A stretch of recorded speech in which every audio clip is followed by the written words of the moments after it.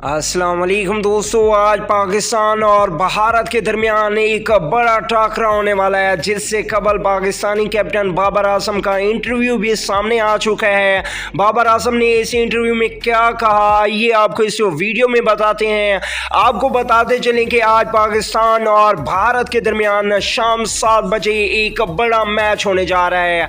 ये मैच आप PTV sport पर लाइव देख पाएंगे। अगर आप मोबाइल पे लाइव देखना चाहते हैं तो दराज ऐप डाउनलोड कर लें, आप वहां पे भी ये मैच लाइव देख सकते हैं।